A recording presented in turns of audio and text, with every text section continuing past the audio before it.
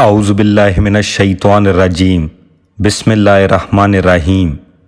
قتل عثمان کا الزام عائد کرنے والوں کے بارے میں امام علی علیہ السلام نے فرمایا، معلوم ہونا چاہیے کہ شیطان نے اپنے گروہ کو بھڑکانا شروع کر دیا اور اپنی فوجیں فراہم کر لی ہیں تاکہ ظلم اپنی انتہا کی حد تک اور باطل اپنے مقام پر پلٹ آئے۔ خدا کی قسم، انہوں نے مجھ پر کوئی سچا الزام نہیں لگایا اور نہ انہوں نے میرے اور اپنے درمیان انصاف برتا۔ وہ مجھ سے اس حق کا مطالبہ کرتے ہیں جسے خود ہی انہوں نے چھوڑ دیا، اور اس خون کا عوض چاہتے ہیں جسے انہوں نے خود بہایا ہے۔ اب اگر اس میں ان کا شریک تھا تو پھر اس میں ان کا بھی تو حصہ نکلتا ہے، اور اگر وہی اس کے مرتکب ہوئے ہیں، میں نہیں، تو پھر اس کی سزا بھی صرف انہی کو بھگتنا چاہیے۔ جو سب سے بڑی دلیل وہ میرے خلاف پیش کریں گے وہ انہی کے خلاف پڑے گی۔ وہ اس ماں کا دودھ پینا چاہتے ہیں جس کا دودھ منقطع ہو چکا ہے، اور مری ہوئی بدعت کو پھر سے زندہ کرنا چاہتے ہیں۔ اف، کتنا نامراد یہ جنگ کے لیے پکارنے والا ہے۔ یہ ہے کون جو للکارنے والا ہے، اور کس مقصد کے لیے اس کی بات کو سنا جا رہا ہے؟ اور میں تو اس سے خوش ہوں کہ ان پر اللہ کی حجت تمام ہو چکی ہے اور ہر چیز اس کے علم میں ہے۔ اگر ان لوگوں نے اطاعت سے انکار کیا تو میں تلوار کی باڑ ان کے سامنے رکھ دوں گا جو باطل سے شفا دینے اور حق کی نصرت کے لیے کافی ہے۔ حیرت ہے کہ وہ مجھے یہ پیغام بھیجتے ہیں کہ میں نیزہ زنی کے لیے میدان میں اتر آؤں اور تلواروں کی جنگ کے لیے جمنے پر تیار رہوں۔ رونے والیاں ان کے غم میں روئیں۔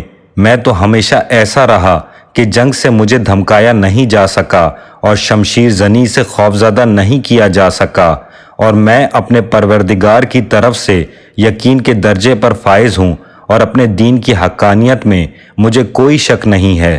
اس خطبے کا پس منظر کچھ یوں ہے کہ جب امیر المومنین علیہ السلام پر قتل عثمان کی تہمت لگائی گئی تو اس غلط الزام کی تردید میں یہ خطبہ ارشاد فرمایا، جس میں الزام رکھنے والوں کے متعلق فرماتے ہیں کہ یہ انتقام کی رٹ لگانے والے یہ تو کہہ نہیں سکتے کہ تنہا میں ہی قاتل ہوں اور اس میں اور کوئی شریک نہ تھا، اور نہ یہ کہہ کر سامنے کے واقعات کو جھٹلا سکتے ہیں کہ وہ خود اس سے بے تعلق تھے۔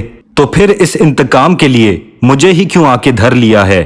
میرے ساتھ اپنے کو بھی شریک کریں، اور اگر میں اس سے بری الذمہ ہوں تو وہ تو خود اپنی برات ثابت نہیں کر سکتے، لہٰذا اس پاداش سے اپنے کو کیوں الگ کرتے ہیں؟ حقیقت امر یہ ہے کہ مجھے مورد الزام ٹھہرانے سے ان کا مقصد یہ ہے کہ میں ان سے وہی روش اختیار کروں جس کے یہ عادی رہ چکے ہیں، لیکن ان کو مجھ سے یہ توقع نہ رکھنی چاہیے کہ میں سابقہ دور کی بدعتوں کو پھر سے زندہ کروں گا۔ رہا جنگ کا سوال، تو میں نہ اس سے کبھی ڈرا ہوں اور نہ اب خائف ہوں۔ میری نیت کو اللہ جانتا ہے، اور یہ بھی جانتا ہے کہ یہ انتقام کا سہارا لے کر کھڑے ہونے والے ہی ان کے خون سے ہاتھ رنگنے والے ہیں۔ چنانچہ تاریخ اس سے ہمنوا ہے کہ جن لوگوں نے اشتعال دلا کر ان کی موت کا سر و سامان کیا تھا اور جنازے پر پتھر برسوا کر مسلمانوں کے قبرستان میں دفن ہونے تک سے منع کیا تھا، وہ وہی لوگ تھے جو ان کے خون کا بدلہ لینے کے لیے اٹھ کھڑے ہوئے تھے۔ ابن ابی الحدید لکھتے ہیں، جن لوگوں نے قتل عثمان کے سلسلے میں واقعات تحریر کیے ہیں وہ بیان کرتے ہیں کہ ان کے قتل کے دن ایک صحابی کی یہ حالت تھی کہ وہ لوگوں کی نظروں سے بچنے کے لیے چہرے پر نقاب ڈالے ہوئے حضرت عثمان کے گھر پر تیر بارانی کر رہے تھے، اور ان کا دوسرا صحابی بھائی کہتا تھا کہ عثمان کو قتل کر دو، اس نے تو تمہارا دین ہی بدل ڈالا ہے۔ لوگوں نے کہا کہ آپ کا بیٹا تو ان کے دروازے پر کھڑا ہوا ان کی حفاظت کر رہا ہے۔ آپ نے کہا کہ خواہ میرا بیٹا ہی پہلے کام آ جائے مگر عثمان کو قتل کر دیا جائے، یہ تو کل پل صراط پر مردار کی صورت میں پڑا ہوگا۔ مغیرہ ابن شعبہ ام المومنین کے پاس آیا تو بی بی نے فرمایا، اے ابو عبداللہ، کاش تم جمل کے موقع پر میری حالت دیکھتے کہ کس طرح تیر میرے ہوج کو چیرتے ہوئے نکل رہے تھے، یہاں تک کہ کچھ تو میرے جسم سے ٹکرا جاتے تھے۔ مغیرہ نے کہا کہ خدا کی قسم، میں تو یہ چاہتا تھا کہ ان میں سے ایک آدھ تیر آپ کا خاتمہ کر دیتا۔ آپ نے کہا کہ خدا تمہارا بھلا کرے، یہ کیسی بات کر رہے ہو؟ اس نے کہا کہ یہ اس لیے کہ حضرت عثمان کے خلاف جو آپ نے تقدو کی تھی اس کا کچھ تو کفارہ ہو جاتا۔